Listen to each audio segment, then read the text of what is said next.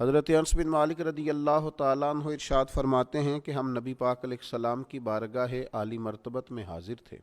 اچانک نبی پاک علیہ السلام نے مسکرانا شروع کیا، یہاں تک کہ میرے پیارے محبوب صلی اللہ تعالیٰ علیہ وسلم کے مقدس دانت مبارک ظاہر ہو گئے۔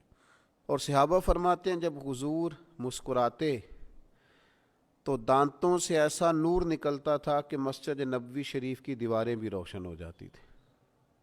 حضور مسکرائے تو سیدنا عمر رضی اللہ تعالیٰ عنہ نے عرض کیا کہ یا رسول اللہ صلی اللہ تعالیٰ علیہ وسلم، میرے ماں باپ آپ پر قربان ہو، کس بات پر آپ ہنسے؟ تو نبی پاک صلی اللہ تعالیٰ علیہ وسلم نے فرمایا، میرے دو امتی قیامت کے دن اللہ کی بارگاہ میں کھڑے ہوں گے اور ان میں سے ایک عرض کرے گا، یا اللہ، اس میرے بھائی نے مجھ پر ظلم کیا تھا، میرے اوپر اس نے جبر کیا تھا، تو مجھے اپنا حق اس سے لے کر دیا جائے۔ تو حضور علیہ السلام فرماتے ہیں اللہ تعالیٰ اس شخص سے فرمائے گا کہ اپنے بھائی کو اس کا حق دو۔ عرض کرے گا، مالک میرے پاس تو اب کوئی نیکی بچی نہیں، کہاں سے حق دوں؟ تو اب وہ جو مدعی ہے، جو دعویٰ کر رہا ہے کہ میرا حق اس سے لے کے دیا جائے، وہ عرض کرے گا، مالک پھر میرے گناہ ہی اس پر ڈال دیے جائیں۔ حضور مسکرا رہے ہیں، جناب انس بن مالک فرماتے ہیں، لیکن اس بات پر آ کر حضور کی آنکھوں میں آنسو آ گئے۔ نبی کریم صلی اللہ تعالیٰ علیہ وسلم فرمانے لگے، وہ بڑا ہولناک دن ہوگا قیامت کا۔ لوگ اس دن تلاش کریں گے کہ کوئی ایسا شخص ہمیں ملے، ضرورت محسوس کریں گے کہ جو ہمارا بوجھ اٹھائے۔ اب وہ شخص عرض کرتا ہے، مالک میرے پاس تو کوئی نیکی نہیں ہے، اور یہ کہہ رہا ہے میرے گناہ ہی اس پر ڈال دیے جائیں۔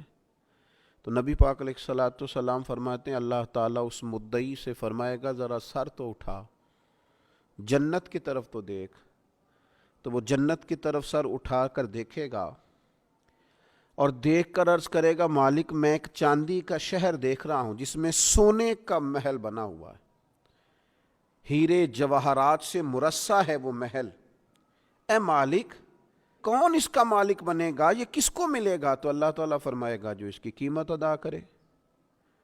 تو وہ عرض کرے گا، مالک اس کی قیمت کون ادا کرے گا؟ تو اللہ تبارک و تعالیٰ فرمائیں گے، تو بھی اس کا مالک بن سکتا ہے۔ تو بڑے تجسس سے، بڑے شوق سے عرض کرے گا، مالک میں کیسے مالک بن سکتا ہوں؟ تو اللہ فرمائے گا، تو اپنے بھائی کو معاف کر دے، میں تجھے اس محل کا مالک بنا دیتا ہوں۔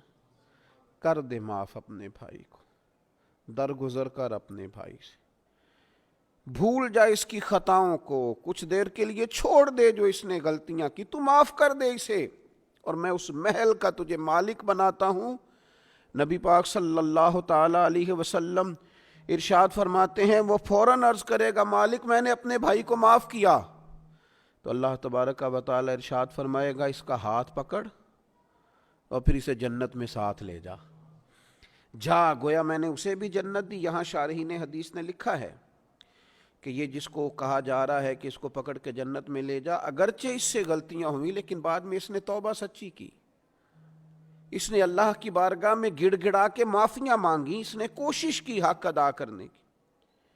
لیکن اگر کچھ کمیاں رہ گئیں تو چونکہ سچا تھا، ادا کرنا چاہ رہا تھا، کچھ باتوں پہ پہنچ نہ سکا، تو آج اللہ تبارک و تعالی اس کی طرف سے لوگوں کو صلہ عطا کر رہا ہے۔ اللہ فرماتے ہیں، اس کا ہاتھ پکڑ اور جنت میں لے جا۔ اللہ کے محبوب صلی اللہ تعالیٰ علیہ وسلم نے نتیجے کے طور پر، رزلٹ کے طور پر یہاں ایک بات ارشاد فرمائی۔ حضور فرمانے لگے، اللہ تعالیٰ سے ڈرو اور باہمی معاملات درست رکھو، اللہ تبارک و تعالیٰ قیامت کے دن مومنوں میں صلح کرائے گا۔ تو تم یہیں اپنے معاملات کو درست رکھو۔ اب مجھے بتائیے، ایک تو یہ نتیجہ نکلا کہ مالک کریم کتنا ہے، مہربان کتنا ہے، توبہ کرنے والے پر عطا کتنی۔ دوسرا، حضور کی علم و حکمت کی اس گفتگو سے سمجھیے کہ اللہ درگزر کرنے والے کو عطا کتنا کرتا ہے، اور پھر یہ بھی دیکھیے کہ صلح کرانا کتنا مقدس کام ہے۔ دو بھائیوں کو ملا دینا، قریب کر دینا، روٹھے ہوئوں کو ایک دوسرے کے قریب کرنا کتنا عظیم کام۔ تو نبی پاک علیہ السلام کی اس خوبصورت بات سے، اس انتہائی معنی خیز حدیث سے اپنے لیے موتی حاصل کریں، دل کو بڑا کریں، سینے میں گنجائش پیدا کریں، اور اپنوں کے لیے درگزر کا دروازہ کھولیں۔ اللہ تعالیٰ سمجھنے کی توفیق عطا فرمائے۔ Subscribe my channel, thanks.